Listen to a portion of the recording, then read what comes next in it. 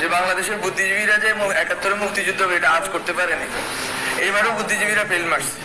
প্রধান উপদেষ্টা ডক্টর মোহাম্মদ ইউনূসের বিশেষ সহকারী হিসেবে নিয়োগ পেয়েছেন বৈষম্য বিরোধী ছাত্র আন্দোলনের লিয়াজু কমিটির সমন্বয়ক মোহাম্মদ মাহফুজ আলম ওরফে মাহফুজ আব্দুল্লাহ। গণমাধ্যমে তার এই নিয়োগের খবর আসার পর আলোচনা ও সমালোচনা শুরু করেছেন নেটিজনরা।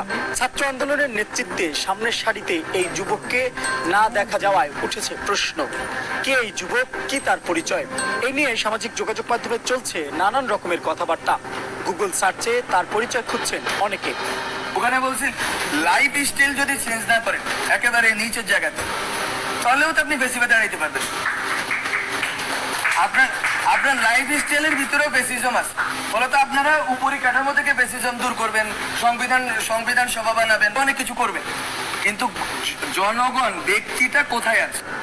বৈষম্য বিরোধী ছাত্র আন্দোলনের সামনের সারিতে না থাকলেও এই আন্দোলনের মাস্টার মাইন্ড হিসেবে কাজ করেছেন এই যুবক। তার সম্পর্কে খোঁজ নিয়েছে এশিয়ান টেলিভিশনের ডিজিটাল টিম। সূত্র বলছে তার বাড়ি লক্ষ্মীপুর জেলার রামগঞ্জে।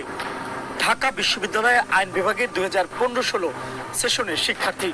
লিখেছেন ঢাকা বিশ্ববিদ্যালয় ও সমকালীন জনমত নামের জনপ্রিয় গবেষণাধর্মী বই, করেছেন সিনেমা বিষয়ক ম্যাগাজিনও।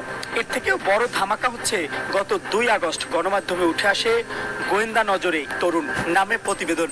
সেখানে প্রভাবশালী গোয়েন্দা সংস্থার সূত্রে জানিয়েছিল কোঠা সংস্কার আন্দোলনের শুরুর পিছন থেকে একজন তরুণ গভীরভাবে আন্দোলনে যুক্ত, যে ঢাকা বিশ্ববিদ্যালয়ের আইন বিভাগের সাবেক শিক্ষার্থী, যার দৈনিক পত্রিকার সাংবাদিক ও দেশের খ্যাতিনামা একজন চিন্তকের সঙ্গে সখ্যতা রয়েছে। সেদিন কে এই যুবক তার পরিচয় জানায়নি গোয়েন্দা সংস্থাটি।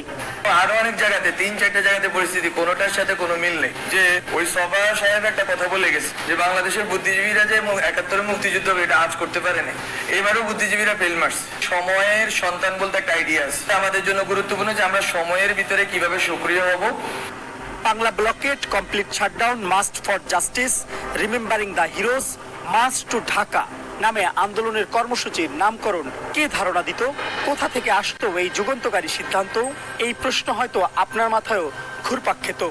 যেখানেও মাহফুজ আলমের ভূমিকা ছিল বলে জানিয়েছে একাধিক সূত্র। এ তো গেল আন্দোলনের সময়ের কথা। আন্দোলন শেষে আওয়ামী লীগ সরকারের পতনের পর অন্তর্বর্তীকালীন সরকারের উপদেষ্টা কারা হবেন, কোন সংগঠন নির্ধারণ করেছেন জানেন, বা কাদের পরামর্শে?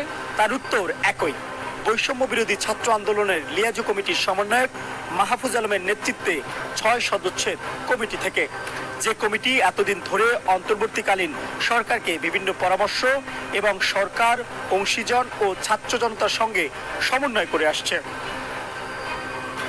যে আন্দোলনের ভিতর, গভর্নমেন্টের ভিতর এবং সামাজিক বা রাজনৈতিক পরিসরের ভিতর অনেকগুলো তর্ক আছে যেটা আসলে খাপ খায় না। এই খাপ খাওয়ার জায়গাটা তৈরি করতে হবে যাতে আমরা সেম পেজে থাকি এবং বাংলাদেশ রাষ্ট্র নিয়ে আমাদের যে স্বপ্নটা আছে, স্বপ্নটা একটু বড় করে দেখতে হবে। কেন আমরা সভ্যতা রাষ্ট্রের কথা বলতেছি? যতদিন আপনি বাংলাদেশ রাষ্ট্রের ভিতরে থাকবেন, বিজেপি এনএসএ আপনাকেই মারবে। আর যদি আপনি মনে করেন বাংলাদেশ রাষ্ট্রকে আপনি গ্লোবাল